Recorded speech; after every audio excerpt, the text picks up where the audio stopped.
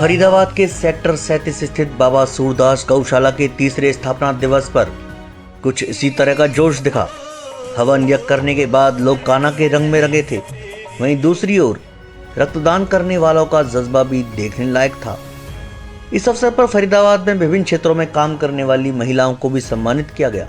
वहीं विशिष्ट अतिथि के तौर पर पधारे बदरपुर के पूर्व विधायक राम सिंह नेताजी का भी भव्य स्वागत किया गया।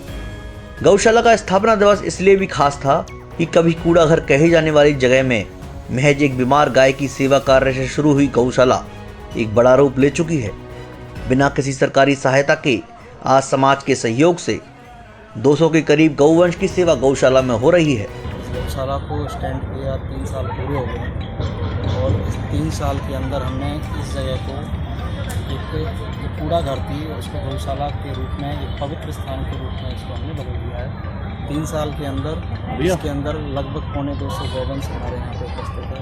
इसमें नेत्रहीन गौ माता भी हैं, विकलांग भी हैं और जो वैसी गौ माता जो भी घुमंतु थी, लोग उनको दूध निकालने के बाद छोड़ देते थे, वो आज सब गाय यहाँ पर धीरे धीरे हमारे यहाँ गौशाला में पहुँच रही हैं और उनका बहुत अच्छी तरह से देख रेख, चारे की व्यवस्था, दवाई की व्यवस्था, सब कुछ जो सुविधाएं उनको चाहिए यहाँ पे उनको मिलती है। इस कार्य को करने का विचार हमारे महानगरों के अंदर जो लोग कूड़ा फेंकते हैं और कूड़े के ढेर पे जब गौ माता खड़ी रहती हैं उनको देखकर ये विचार आया कि कहीं एक तरफ हम गाय को गौ माता मानते हैं, दूसरी तरफ हमारे ही समाज के कुछ लोग उनको दूध निकालने के बाद रोड पे छोड़ देते हैं।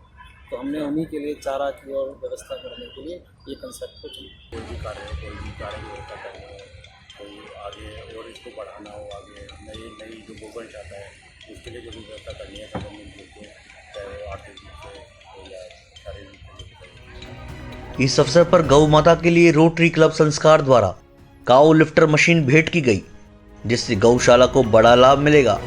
गौशाला के स्थापना दिवस पर फरीदाबाद के विभिन्न संगठनों के प्रतिनिधि मौजूद थे, जिन्होंने गौशाला को इतने सुनियोजित तरीके से चलाने वाले लोगों की प्रशंसा की। साथ ही गौवंश को देश की प्रगति का आधार बताया। वहीं गौ माता को सड़क पर ना छोड़ने की अपील भी की। देखिए, किसी भी चीज को जब तक हम अर्थ से नहीं जोड़ेंगे तब तक वो कामयाब भी नहीं होती। और हमारी संस्कृति में ये पहले से ही माना गया है कि गौ में सभी प्रकार के देवताओं का निवास है।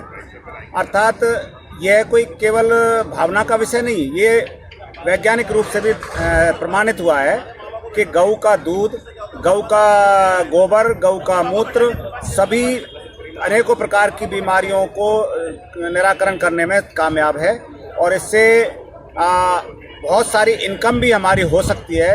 यदि किसान इसको घर में पाले तो वो गाय तो अपना खर्चा तो निकाल ही लेगी, साथ में उसकी आय का साधन भी बनेगी। मैं तो लोगों से सिर्फ ये आग्रह करना चाहूँगा, गौ हमारी माता है और जैसे हम अपने माँ बाप की सेवा करते हैं, माँ बाप की देखभाल करते हैं, हम ऐसे ही गाय की देखभाल करें।